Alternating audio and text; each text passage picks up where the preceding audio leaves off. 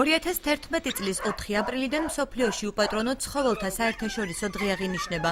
საქართველოს ცხოველთა დაცვისა და გადარჩენის საზოგადოებამ ბათუმში გამართული აქციით მოქალაქეებს ცხოველების დაცვისაკენ მოუწოდა. აქციის მონაწილეები საქართველოს მთავრობასა და პარლამენტს კანონმდებლობის დახვეწას, ხოლო საზოგადოებას უპატრონო ცხოველების მიმართ მზრუნველობის გაზრდას თხოვენ. ჩვენ მიმართავთ როგორც პრეზიდენტს, ისე პრემიერ-მინისტრს და ყველა სახელმწიფო მოხელეს, რომლებიც დღეს აღასრულებენ საზოგადოების ნებას, რომ ჩვენი საზოგადოებაში იყოს ჩამოყალიბებული სისტემები, რომლებიც გვემსახურება ჩვენ, რომ შეიქმნა საკანონმდებლო ბაზა, რომელიც ჩვენ საზოგადოებას დაგვეხმარება უფრო კარგად ვარეგულიროთ ცხოველებთან დამოკიდებულება. იმათაც ხო უნდა ჩვენი დახმარება, დავეხმაროთ. მთელ სოფლიოში აღინიშნება ეს დღე და იცით თუ უნდა დავიწყოთ, რასაც ჩვენ არ მოვიხმართ, შეიძლება არ ვჭამთ და ჩვენ არ გვინდა, ისინი არ გადავყაროთ, პურთან ერთად შევახვიოთ და მივიტანოთ გონიოში თავშესაფარში ძაღლებთან და მათაც ნუ მოვაკლებთ სითბოს და სიყვარულს. ბათუმში უპატრონო ცხოველების მკურნალობა მერიის ტენდერში გამარჯვებულ შეპესე სევერს ევალება.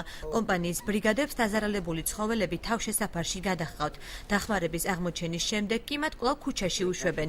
შეპესე სევერის წარმომადგენლების ინფორმაციით ყველაზე ხშირად მათ სწორედ მიტოვებული ცხოველების დასაყვანად ურეკავენ, რომლებიც საბოლოოდ მაინც ქუჩაში უპატრონოდ რჩებიან. დღეში არის 20 გამოძახებაც, 25-იც. ავარიისა ძალიან ნაკლებია, რომ იყოს.